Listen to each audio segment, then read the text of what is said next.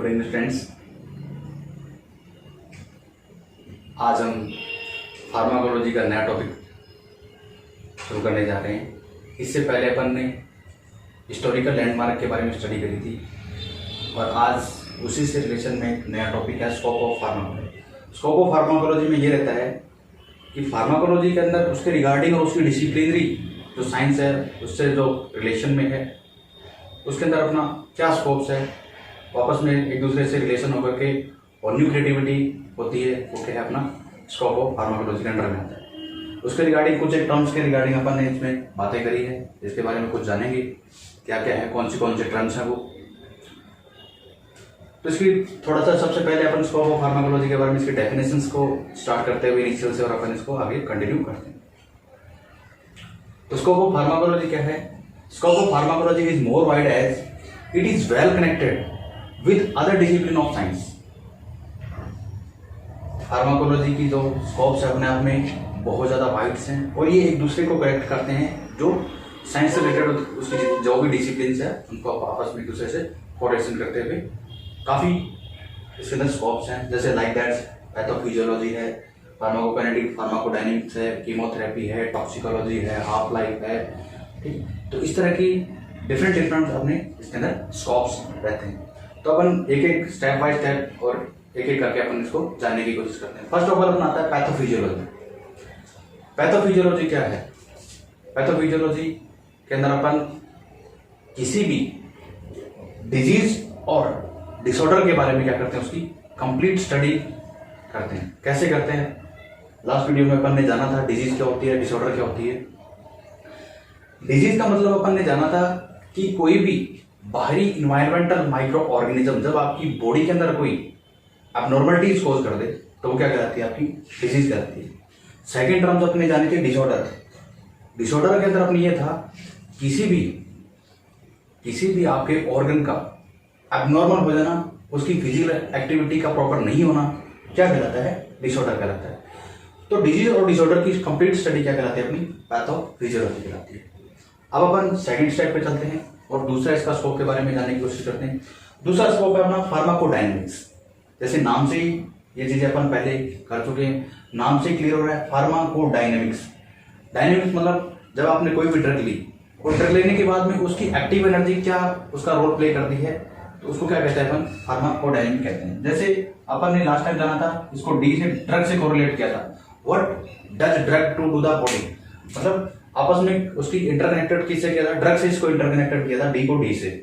तो ये क्या है अपना फार्माकोडायनेमिक है। फार्माकोडायनेमिक में क्या स्टडी करते हैं अपन, मैकेनिज्म ऑफ एक्शन किसका, ड्रग का, और उसका फिजियोलॉजिकल एक्शन, उस ड्रग के द्वारा जो बॉडी के ऑर्गन्स है उसके अंदर क्या एक्टिविटी आ रही है, क्या उसका इफेक्ट आ रहा है, इसकी स्टडी अपन ने किस में करते हैं, फार्माकोडायनेमिक्स में करते हैं। नेक्स्ट अपना स्कोप के रिगार्डिंग बात करते हैं फार्माकोकाइनेटिक्स।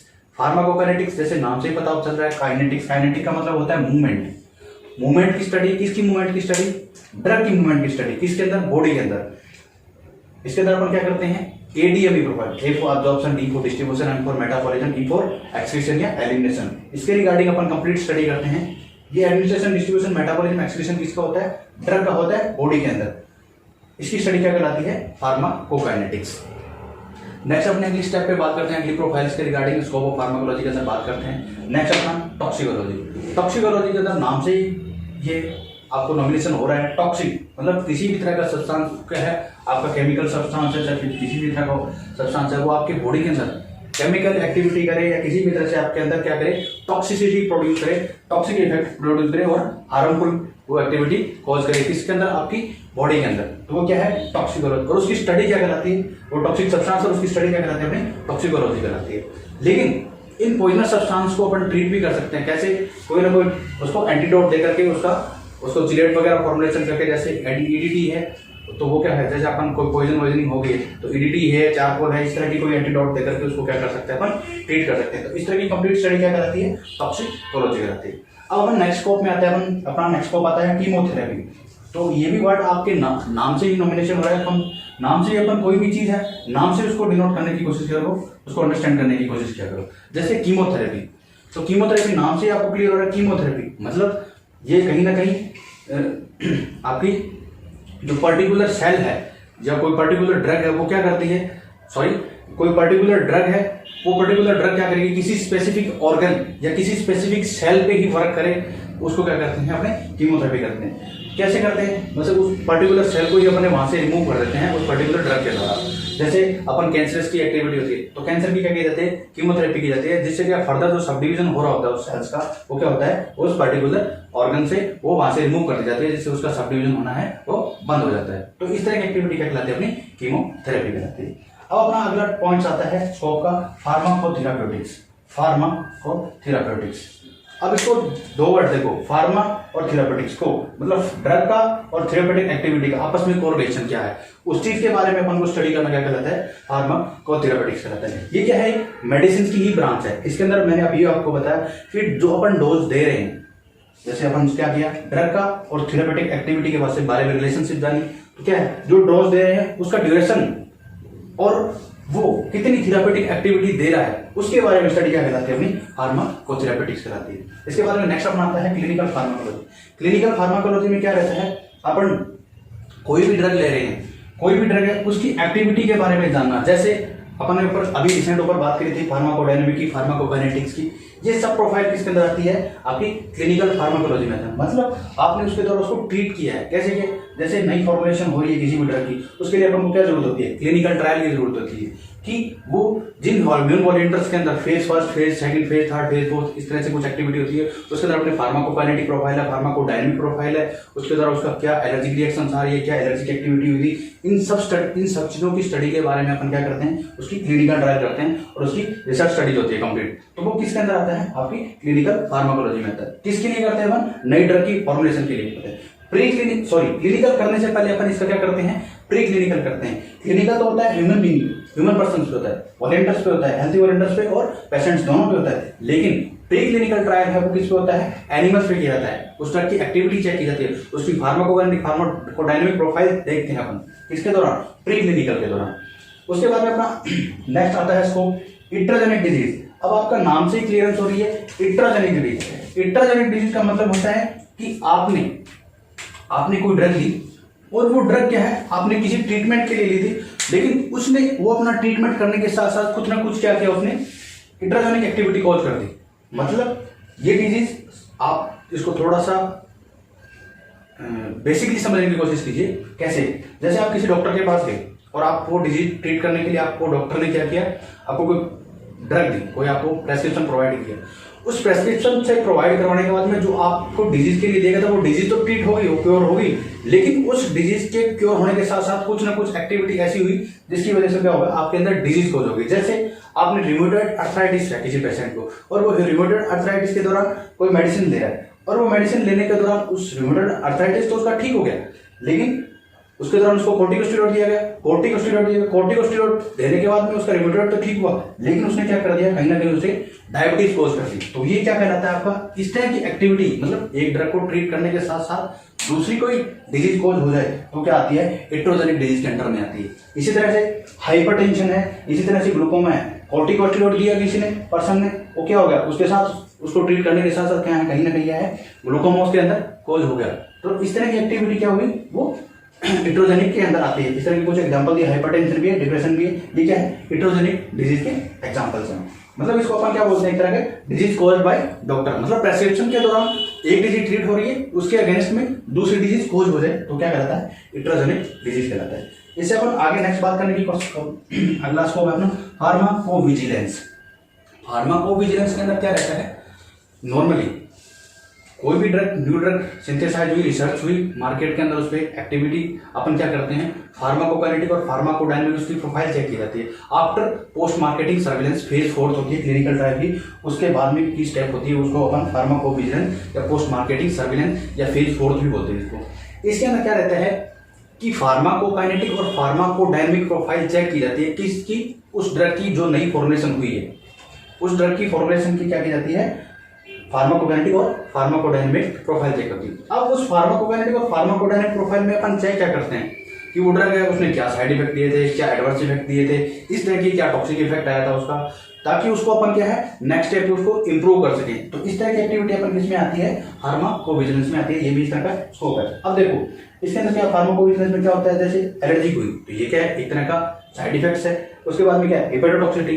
भाई कोई ड्रग आपने जैसे सपोज करो कोई ड्रग ले रहे हो, वो ड्रग क्या है, कहीं हेपेटिक कॉज कर रही है, कहीं एलर्जी कॉज कर रही है, कहीं और कोई एक्टिविटी कर रही है, तो अपन क्या है एलर्जी को, उसने कोई रेसेस वगैरह किया, कोई ड्रग के साथ कोरिलेशन हुआ, कोई फूड के साथ इंटरेक्शन हुई, कोई ड्रग के साथ इंटरेक्शन हुई, तो इस तरह की एक्टिविटी किसमें आएगी, एलर्जिक में आएगी। दूसरा अपना हेपेटोटॉक्सिसिटी। अब आप कोई ड्रग ले रहे हो, वो क्या आपके कहीं ना कहीं लीवर को इफेक्ट कर रही है, तो इस तरह की एक्टिविटी क्या आएगी, किस कौन सी में आएगी, आपकी हेपेटोटॉक्सिसिटी में आएगी। Third one is teratogenicity. आप कोई ड्रग ले रहे हो, ड्यूरिंग प्रेगनेंसी किसी फीमेल को दे रहे हो, उसके अंदर कोई एक्टिविटी कोज हो, इसमें रिएक्शन कोज हो जाए, उस चीज को क्या बोलते हैं अपन, टेट्रोजेनिसिटी बोलते हैं। उसकी वजह से कोई एक्टिविटी हुई और उसके अंदर इफेक्ट आया, वो क्या है, टेट्रोजेनिसिटी। तो ये किसके अंडर में आता है, सारा का सारा फार्माकोविजिलेंस में आता है, और उसकी कंप्लीट फार्माकोकाइनेटिक और फार्माकोडायनामिक प्रोफाइल चेक करते हैं, और उसके आगे अपन क्या है ड्रग के अंदर इंप्रूवमेंट के लिए ये यूजफुल रहता है। उसके बाद में अपना नेक्स्ट आता है फार्माकोजेनेटिक्स। फार्माकोजेनेटिक्स नाम से देखो क्लियर हो रहा है, जेनेटिक्स, ड्रग और जीन दोनों का कंप्लीट क्या है, कोरिलेशन करके और उसके बारे में स्टडी करना क्या कहलाता है, फार्माकोजेनेटिक्स कहता है। इसके अंदर क्या कहता है, जिस जीन से या जिस जेनेटिक फैक्टर से डिजीज कोज हुई है, उस जेनेटिक फैक्टर को क्या कहता है, रिकॉग्नाइज किया जाता है और उसको वहां से रिमूव आउट कर दिया जाता है ट्रीट करके। तो इस चीज की स्टडी क्या कहलाती है, फार्माकोजेनेटिक्स कहलाती है। नेक्स्ट अपन चलते हैं फॉरेंसिक साइंस। अपना अगला स्कोप आता है इसके अंदर फॉरेंसिक साइंस। देखिए आपने क्या है, फॉरेंसिक साइंस नॉर्मली क्या है, थेरेपेटिक एक्टिविटी तो अपनी चेक हो चुकी है किसके दौरान, फार्माकोकाइनेटिक फार्माकोडायनामिक प्रोफाइल के दौरान, ठीक है। तो यहाँ एक वर्ड आता है फॉरेंसिक साइंस। फॉरेंसिक साइंस में क्या है, अपन कोई ड्रग ले रहे हैं, ट्रीट के लिए ले रहे हैं, वो तो क्या आपका थेरेपेटिक एक्टिविटी में है। लेकिन अगर इसको नेगेटिव वे में देखा जाए फॉरेंसिक साइंस के, तो अगर उसका कोई मिसयूज हो रहा है उस ड्रग का, यूफोरिया की कंडीशन के लिए वो यूज कर रहे हैं, तो ये इस कंडीशन में आता है फॉरेंसिक साइंस में। अब जैसे एग्जांपल्स के तौर पर मैं आपको बताता हूँ कि कोई पेशेंट है, उसको जैसे कोई पर्सन डेथ हो गया, तो उस डेथ के दौरान उसका जब पोस्टमार्टम वगैरह किया जाता है, तो उसके अंदर उसकी एक्टिविटी नोट की जाती है कि इसकी डेथ किस वजह से हुई थी।